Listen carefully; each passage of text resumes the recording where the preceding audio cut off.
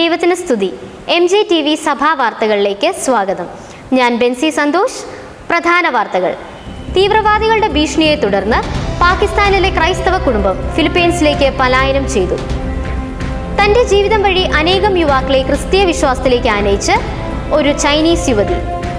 Benedict മാർപ്പാപ്പായുടെ അഭിമുഖ രൂപത്തിലുള്ള പുതിയ പുസ്തകം അവസാന സംഭാഷണങ്ങൾ സെപ്റ്റംബറിൽ വായനക്കാരിലേക്ക്. ആഗോള കൽദായ പാത്രിയാർക്കീസ് ജൂലൈ 22 തൃശൂരിൽ.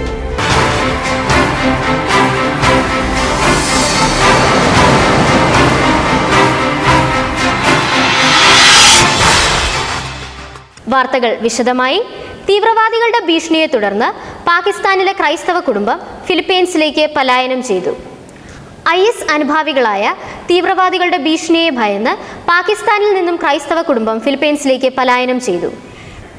ഫിലിപ്പീൻസിലെ കത്തോലിക്ക കന്യാസ്ത്രീ മഠത്തിൽ ഇപ്പോൾ അഭയാർത്ഥികളായി കഴിയുകയാണ് 3 കുട്ടികളടങ്ങുന്ന 5 അംഗ കുടുംബം. സ്വന്തം രാജ്യത്തിൽ നിന്നും 1 മാസം മുമ്പാണ് ഇവർ പലായനം ചെയ്തത്.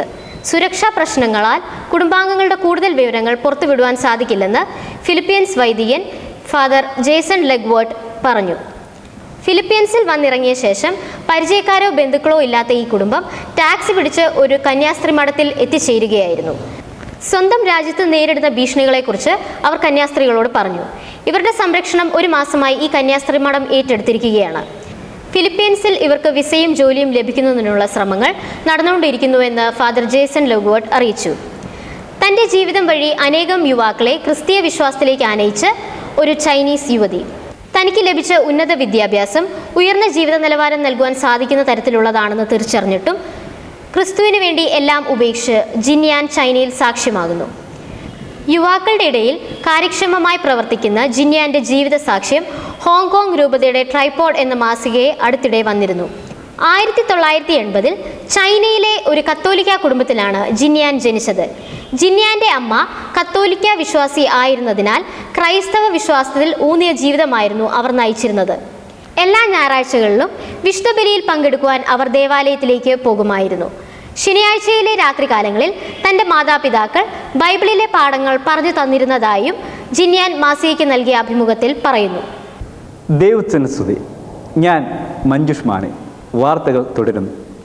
ബെനഡിക്റ്റ് മാർപ്പാപ്പയുടെ അഭിമുഖ രൂപത്തിലുള്ള പുതിയ പുസ്തകം അവസാന സംഭാഷണങ്ങൾ സെപ്റ്റംബറിൽ വായനക്കാരിലേക്ക്. ലോകത്തിൻ്റെ പ്രകാശവും ഭൂമിയുടെ ഉപ്പും എന്ന പേരിൽ മുമ്പ് പോപ്പ് എമിറേറ്റ്സുമായുള്ള അഭിമുഖം പുസ്തകമാക്കിയ ജർമ്മൻ എഴുത്തുകാരൻ പീറ്റർ സിവാൾഡ് തന്നെയാണ് പുതിയ പുസ്തകത്തിൻ്റെയും രചയിതാവ്. പുസ്തകത്തിൻ്റെ ഭാഗങ്ങൾ ഇറ്റലിയിൽ പ്രസിദ്ധീകരിക്കാനുള്ള അവകാശം ലഭിച്ച കൊറിയർ ഡെല്ല സെറ ദിനപത്രം പുസ്തകത്തിൻ്റെ ഉള്ളടക്കത്തെക്കുറിച്ചുള്ള സംക്ഷിപ്ത വിവരണം പ്രസിദ്ധീകരിച്ചു. ബെനഡിക്റ്റ് 16 മാർപ്പാപ്പ ഏതെങ്കിലും തരത്തിലുള്ള ഭീഷണിയെയോ സമ്മർദ്ദത്തെയോ തുടർന്നാണ് രാജിവെക്കാൻ തീരുമാനിച്ചത് എന്ന അഭ്യൂഹത്തിന് പുസ്തകം വിരാമമിടുന്നതായി ദിനപത്രം റിപ്പോർട്ട് ചെയ്യുന്നു.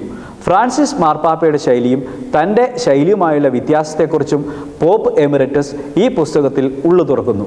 2 പേരുടെയും പ്രത്യേകതകളെക്കുറിച്ചും പേപ്പസിയെക്കുറിച്ചുള്ള ഇരുവരുടെയും കാഴ്ചപ്പാടുകളിലെ വ്യത്യാസങ്ങളെക്കുറിച്ചും ബെനഡിക്റ്റ് മാർപ്പാപ്പ പുസ്തകത്തിൽ വിശദീകരിക്കുന്നുണ്ട്. ആകാംക്ഷയോടെ ലോകം പുതിയ പുസ്തകം കാത്തിരിക്കുന്നു. ആഗോള കൽദായ പാത്രിയാർക്കീസ് ജൂലൈ 22 തൃശൂരിൽ. ആഗോള പൗരസ്ത്യ കൽദായ സുറിയാനി സഭയുടെ പരമാധ്യക്ഷൻ പാത്രിയാർക്കീസ് മോറാൻമോർ ഗീവർഗീസ് മൂന്നാമൻ ജൂലൈ 22 കേരളത്തിൽ എത്തും. ജൂലൈ 24 മുതൽ 31 വരെ തൃശൂരിൽ നടക്കുന്ന സഭയുടെ യുവജന കൺവെൻഷനിൽ പങ്കെടുക്കുന്ന അദ്ദേഹം കൽദായ സഭയിലെ വിവിധ ദേവാലയങ്ങളും സീറോ മലബാർ സഭയുടെ പ്രധാന കേന്ദ്രങ്ങളും സന്ദർശിക്കും. 2015 സെപ്റ്റംബറിൽ പാത്രിയാർക്കീസായി തെരഞ്ഞെടുക്കപ്പെട്ട ശേഷം ആദ്യമായാണ് ഇദ്ദേഹം കേരളത്തിൽ എത്തുന്നത്. ഒരു ഇടവേളയ്ക്ക് ശേഷം വാർത്തകൾ തുടരും. മറിയമേ, എൻ്റെ അമ്മേ, നിന്നെക്കുറിച്ചുള്ള ദർശനങ്ങൾ എൻ്റെ കരളിൽ സുഗന്ധധൂപ ചുരുളുകളാണ്, രക്തബന്ധത്തെക്കാൾ അതിശക്തവും. അമ്മേ, നിന്റെ പേര് പോലൊരു ഇമ്പം ചെമ്മേ എൻ്റെ ചങ്കിലുമേകണമേ. കുടക്കീഴിലെന്ന പോൽ വിഷത്തുള്ളി വീഴാതെ, കൂടാരമെന്ന പോൽ പാപക്കാറ്റേശാതെ. രണ്ടാം വരവിൻ അമ്മേ മേരി കന്യാമാതാവേ, കർത്താവിൻ വരവിനു വേണ്ടി ലോകമൊരുക്കണമേ. ആവേ മരിയ ആത്മാവിലും ഹല്ലേലൂയ എന്നാവിലും പാടി പാടി ആരാധിക്കാം. ദൂതർക്കൊപ്പം ആനന്ദിക്കാം, അമ്മയൊത്താരാധിക്കാം.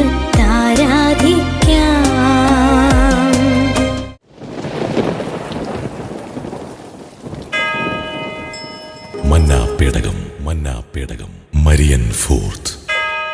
പ്രാർത്ഥന ഉയരുന്നു പരിമള ധൂപം പോൽ, മറിയത്തിൽ നിന്നും പ്രാർത്ഥന ഉയരുന്നു.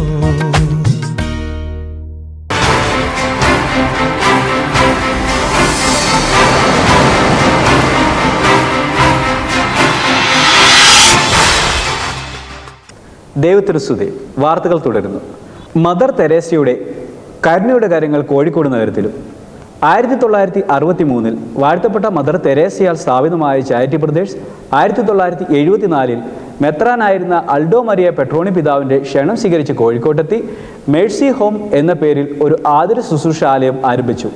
മദർ തെരേസയുടെ ഈ മക്കൾ 4 പതിറ്റാണ്ടായി അനാഥത്വത്തിൻ്റെയും അവഗണനയുടെയും അഗാധങ്ങളിൽ നിന്ന് അനേകാര്യങ്ങളെ കൈപിടിച്ചുയർത്തി വിമോചനത്തിൻ്റെ ക്രിസ്തുഭാഷ്യം കാണിച്ചു കൊടുത്തു. മനുഷ്യോചിതമായി ജീവിക്കാൻ അവകാശമുള്ള സ്നേഹാർഹമായ വിലയുള്ള മനുഷ്യരാണ് അവരുമെന്ന ബോധ്യം കന്യയുടെ ഈ യുവാക്കൾ പകർന്നു നൽകി. ക്രിസ്തുവിൻ്റെ സ്നേഹ ശുശ്രൂഷ തുടരുന്ന ഈ സഹോദരന്മാരിലൂടെ കോഴിക്കോട് തെരുവിലെ അനേകം അനാഥരും മാനസിക രോഗികളും ദൈവസ്നേഹത്തിൻ്റെ മാധുര്യം നുകർന്നു. തങ്ങൾക്ക് വേണ്ടതെല്ലാം കരുണയുടെ ഈ ഭവനത്തിൽ നിന്നും അവർ കണ്ടെത്തുന്നു. അതിലുമുപരി തങ്ങൾ ദൈവമക്കളാണെന്ന ബോധ്യം അവർക്ക് കൊടുക്കുവാൻ സാധിച്ചു എന്നുള്ളതാണ് മദർ തെരേസയുടെ മക്കളുടെ വിജയം. 2016 ഫ്രാൻസിസ് മാർപ്പാപ്പ മദർ തെരേസയെ വിശുദ്ധിയായി പ്രഖ്യാപിക്കുമെന്ന വാർത്തയെ തുടർന്നാണ് കോഴിക്കോട് നഗരത്തിൽ ജീവകാരുണ്യ പ്രവർത്തനങ്ങൾ നടത്തുന്ന ചാരിറ്റി ബ്രദേഴ്സിനെ പറ്റി MJTVക്ക് വിവരം ലഭിച്ചത്. പട്ടണ വഴിയോരങ്ങളിലും റെയിൽവേ പ്ലാറ്റ്ഫോമുകളിലും സർക്കാർ ആശുപത്രികളിലും ഒക്കെ എല്ലാവരാലും ഉപേക്ഷിക്കപ്പെട്ട അനാഥരെ കണ്ടെത്തി ചാരിറ്റി ബ്രദേഴ്സ് അവരെ മേഴ്സി ഹോമിൽ കൊണ്ടുവരുന്നു. നല്ല സമറായനെ പോലെ അവർക്ക് ആവശ്യമുള്ള ശുശ്രൂഷകളെല്ലാം നൽകുന്നു. മുടി വെട്ടി ഷേവ് ചെയ്ത് കുളിപ്പിച്ച് നല്ല വസ്ത്രങ്ങൾ അണിയിച്ച് സ്വസ്ഥമായി വിശ്രമിക്കാൻ അനുവദിക്കുന്നു. മുറിവുകളും വ്രണങ്ങളും മരുന്ന് വെച്ച് കെട്ടി പ്രാഥമിക ചികിത്സകളും നൽകുന്നു. കൂടുതൽ ചികിത്സ ആവശ്യമുള്ളവരെ ആശുപത്രിയിൽ കൊണ്ടുപോയി ചികിത്സ നൽകുന്നു. മാനസിക രോഗികൾക്ക് പ്രത്യേക ചികിത്സയും നൽകുന്നു. മതമേതായാലും മനുഷ്യൻ സ്നേഹിക്കപ്പെടേണ്ടവനാണ് എന്ന തത്വം മേഴ്സി ഹോമിലെ ശുശ്രൂഷകരായ സഹോദരന്മാർക്ക് മദർ തെരേസയാണ് പറഞ്ഞുകൊടുത്തത്. നാനാജാതി മതസ്ഥരായ ദൈവമക്കൾ മേഴ്സി ഹോമിൽ ഒരു കുടുംബത്തിലെ അംഗങ്ങളെ പോലെ ജീവിക്കുന്നത് കാണുമ്പോൾ മാനവികതയുടെ മാറ്ററിയാൻ അത് സഹായിക്കുന്നു. ബുദ്ധിമാന്യമുള്ളവർ, മാനസിക രോഗികൾ, വൃദ്ധജനങ്ങൾ, അംഗവൈകല്യമുള്ളവർ, അനാഥർ, അഗതികൾ എന്നിവരെയുള്ളവരെ മേഴ്സി ഹോമിൽ കാണാം. ഇങ്ങനെയുള്ളവർക്ക് മനുഷ്യോചിതമായി അന്തസ്സോടെ ജീവിക്കാൻ സാഹചര്യം ഒരുക്കേണ്ടത് തങ്ങളുടെ കടമയാണെന്ന് മദർ സഹോദരന്മാരെ പഠിപ്പിക്കുന്നു. അതുകൊണ്ട് മറ്റു മേഖലകളിൽ സേവകരെന്ന പേരിൽ പ്രത്യക്ഷപ്പെട്ട് സേവിക്കപ്പെടുന്നവരുടെ മേൽ ആധിപത്യം പുലർത്തുന്ന കാപട്യക്കാരെ പോലെയല്ല ചാരിറ്റി ബ്രദേഴ്സ്. പ്രതിഫലമൊന്നും പ്രതീക്ഷിക്കാതെ യഥാർത്ഥ സേവകർ തന്നെയാണവർ. കേരളത്തിൽ ചാരിറ്റി പ്രവർത്തനങ്ങൾ നടത്തുന്നവർക്ക് ചാരിറ്റി ബ്രദേഴ്സ് മാതൃക തന്നെയാണ്. കോഴിക്കോട് നിന്നും MJTVക്ക് വേണ്ടി ജെബിൻ കെ ജോസ്. യുവജനങ്ങൾ കാലത്തിന്റെ സ്പന്ദനം തിരിച്ചറിയണമെന്ന് മാർ പോളികാർപ്പോസ് മെത്രാപ്പൊലീത്ത. യുവജനങ്ങൾ കാലത്തിന്റെ സ്പന്ദനം തിരിച്ചറിയണമെന്ന് ഓർത്തഡോക്സ് യുവജന പ്രസ്ഥാനം കേന്ദ്ര പ്രസിഡന്റ് അഭിവന്യ യുഹന്നാൻ മാർ പോളികാർപ്പോസ് മെത്രാപ്പൊലീത്ത പറഞ്ഞു. ഈ കഴിഞ്ഞ ഞായറാഴ്ച ഓർത്തഡോക്സ് ക്രൈസ്തവ യുവജന പ്രസ്ഥാനം കോട്ടയം ഭദ്രാസന തലത്തിന്റെ 2016-2017 പ്രവർത്തന വർഷ ഉദ്ഘാടനം നിർവഹിക്കുകയായിരുന്നു അദ്ദേഹം. വടക്കൻ മണ്ണൂർ സെന്റ് തോമസ് ഓർത്തഡോക്സ് പള്ളിയിൽ വെച്ച് നടന്ന സമ്മേളനത്തിൽ കോട്ടയം ഭദ്രാസന സഹായ മെത്രാപ്പൊലീത്ത അഭിവന്യ ഡോക്ടർ യുഹന്നാൻ മാർ ദിയേസ് കോറോസ് അധ്യക്ഷത വഹിച്ചു. ഫ്രാൻസിലെ തീവ്രവാദ ആക്രമണത്തെ ഫ്രാൻസിസ് മാർപ്പാപ്പ അപലപിച്ചു. ഫ്രാൻസിലെ നീസ് നഗരത്തിലുണ്ടായ തീവ്രവാദ ആക്രമണത്തിൽ ഫ്രാൻസിസ് മാർപ്പാപ്പ അതിയായ ദുഃഖം രേഖപ്പെടുത്തി. വത്തിക്കൻ സ്റ്റേറ്റ് സെക്രട്ടറി കർദിനാൾ പീട്രോ പൗളിനാണ് തീവ്രവാദ ആക്രമണത്തെ ഫ്രാൻസിസ് മാർപ്പാപ്പ അപലപിക്കുന്നതായും ദുഃഖത്തിലായിരിക്കുന്നവരുടെ ആശ്വാസത്തിനായി പ്രാർത്ഥിക്കുന്നതായും അറിയിച്ചത്. പ്രധാന വാർത്തകൾ ഒരിക്കൽ കൂടി. തീവ്രവാദികളുടെ ഭീഷണിയെ തുടർന്ന് പാകിസ്ഥാനിലെ ക്രൈസ്തവ കുടുംബം ഫിലിപ്പീൻസിലേക്ക് പലായനം ചെയ്തു. തന്റെ ജീവിതം വഴി അനേകം യുവാക്കളെ ക്രിസ്തീയ വിശ്വാസത്തിലേക്ക് ആനയിച്ച് ചൈനീസ് യുവതി ജിൻയാൻ. ബെനഡിക്റ്റ് മാർപ്പാപ്പായുടെ അഭിമുഖ രൂപത്തിലുള്ള പുതിയ പുസ്തകം അവസാന സംഭാഷണങ്ങൾ സെപ്റ്റംബറിൽ വായനക്കാരിലേക്ക്. ആഗോള കൽദായ പാത്രിയാർക്കീസ് ജൂലൈ 22-ന് തൃശ്ശൂരിൽ. ഇതോടെ വാർത്തകൾ പൂർണ്ണമാകുന്നു. അടുത്ത വാർത്താ ബുള്ളറ്റിൻ തിങ്കളാഴ്ച വൈകുന്നേരം 8:30. ദൈവത്തിന് സ്തുതി.